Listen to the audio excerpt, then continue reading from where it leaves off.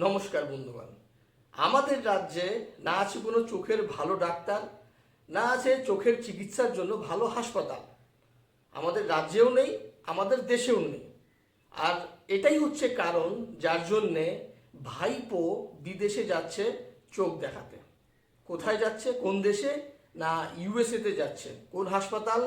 John Hopkins হাসপাতাল। কোথায় আছে সেটা? Maryland, USA. আমাদের সাধারণ মানুষের যখন আমরা চোখ দেখাই বা শরীরের কোনো সমস্যা হলে আমরা লোকাল হাসপাতালে যাই। আমাদের আশেপাশে যে সমস্ত ডাক্তাররা রয়েছে, ভালো ডাক্তাররা রয়েছে, বা আশেপাশে আশেপাশে যেই সমস্ত হাসপাতালগুলি রয়েছে আমরা সেখানে দেখাই। যেমনি এসএসকেএম হাসপাতাল, যেমনি আরজি কর, যেমনি যদি প্রাইভেটে দেখান তাহলে সেখানেও ভালো ভালো নার্সিংহোমগুলো রয়েছে। কিন্তু ভাইপোর মতো লোক, ভাইপোর মতো একটা সেলিব্রিটি, তারা যায় বিদেশে। তারা চোখ দেখানোর জন্যে যায় হচ্ছে প্রিমিয়াম হাসপাতালে, সেটা আবার ইউএসএতে। সবই ভালো, তার পয়সা আছে সে ইউএসএতে যাবে, তার পয়সা আছে সে দুবাইতে যাবে, যেখানে ইচ্ছা সেখানে যাক।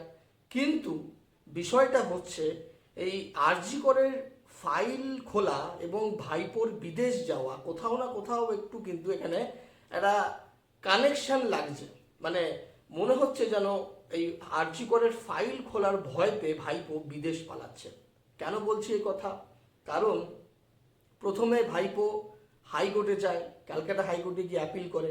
সেখানে ক্যালকাটা হাইকোর্ট স্পষ্টভাবে বলে দেয় যে এসএসকেএম হাসপাতালে ভাইপোর যা সমস্যা সেটা, সেই সমস্যার জন্য চিকিৎসা এসএসকেএম হাসপাতালেই হয়ে যাবে। কিন্তু ভাইপো কোথায় যাওয়ার জন্য অ্যাপিল করছে? না, ইউএসএতে। এরপরে ভাইপো যায় সুপ্রিম কোর্টে এবং 10 আগস্ট, মানে এই গতকালই সুপ্রিম কোর্ট থেকে অর্ডার দেয় কি ভাইপো বিদেশে যেতে পারে এবং কোন হাসপাতালে যাচ্ছে, সেই হাসপাতালের ডিটেলস, কোথায় থাকবে, কত টাকা নিয়ে যাবে, সব কিছুই ডিটেলস কিন্তু সুপ্রিম কোর্টের কাছে দিতে হবে। সব কিছুই ঠিক আছে, সবই বোঝা গেল।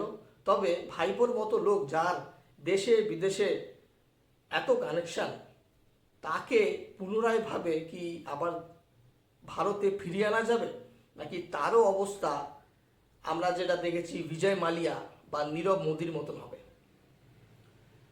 এখানে আপনাদেরকে বুঝতে হবে বা আমাদের সকলকে বুঝতে হবে যে আরজিকরের ফাইল, আরজিকরের যে একটা নৃশংসভাবে হত্যা হলো, আমাদের অভয়াকাণ্ড, আমাদের আরজিকরের ডাক্তার দিদিকে যে নৃশংসভাবে খুন করা হলো, তার কিন্তু সঠিক বিচার হয়নি। আর এই সঠিক বিচারের জন্যে আরজিকরের যে ফাইল সেটা আবার ওপেন করা হয়েছে এবং পুনরায়ভাবে তদন্ত শুরু করা হয়েছে। তার জন্য স্পেশাল ইনভেস্টিগেশন এজেন্সি গঠন করা হয়েছে। আর তদন্ত কিন্তু পুনরায়ভাবে এগিয়ে যাচ্ছে।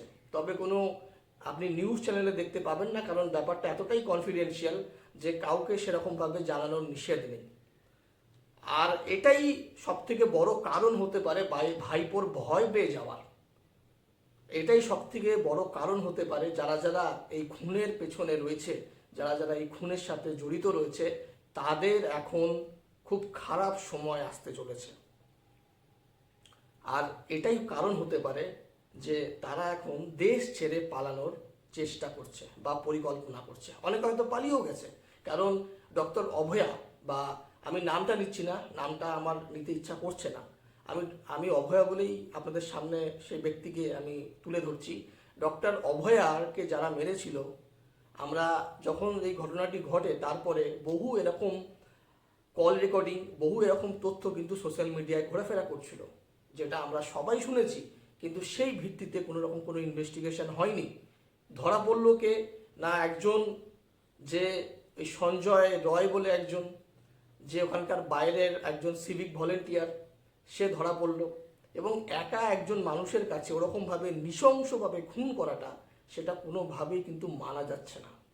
একটা মানুষকে হাত পা দুমড়ে মুচড়ে ফেলতে আর একটা শুধুমাত্র একজন মানুষের কাছে সেটা অসম্ভব ব্যাপার। এই ঘটনার পেছনে যে তথ্যটা বাইরে এসেছিল, সেখানে 4 থেকে 5 জন এই ঘটনার পেছনে ছিল, কিন্তু পুলিশ শুধুমাত্র একজনকেই টার্গেটটা করলো। ওই যে বলে বালিকা বাকরা, এই বালিকা বাকরা হয়ে গেল সঞ্জয় রয়। তো আমাদের এখন দেখতে হবে যে এই ইনভেস্টিগেশন কতদূর এগাচ্ছে। আমাদের এখন দেখতে হবে যে ভাইপো আদৌ ফিরে আসে কি আসে না। কারণ ভাইপো যেভাবে তড়িঘড়ি করে এবং বেশ কিছু টাকা পয়সা নিয়ে বিদেশে যাচ্ছে, মনে হয় না যে ভাইপোকে এবার আর কিন্তু ফিরিয়ে আনা যাবে। কারণ আপনারা জানেন ইউএসের মতন জায়গা, যার নিচেই কিন্তু মেক্সিকো আছে এবং তার পাশেই ল্যাটিন আমেরিকা আছে। কোথায় যে যাবে, কোথায় যে পালাবে, কেউ আমরা জানি না। আপনাদের কাছে এই বক্তব্যই আমি রাখছি এবং এরপরে যেভাবে আমাদের আরজিকরের মামলা হোক বা ভাইপোর যে ব্যাপার হোক, সব কিছুই আমি তুলে ধরবো, সব কিছু আপনাদের সামনে আমি শেয়ার করব। ভালো লাগলে একটা লাইক করবেন, আর তার সাথে সাবস্ক্রাইব বাটনে প্রেস করে আপনি চ্যানেলটিকে সাবস্ক্রাইব করে রাখবেন। কারণ আমি যখনই ইউটিউবে ভিডিও দেব, আপনি সবার আগে সেই ভিডিওটি দেখতে পাবেন। নমস্কার।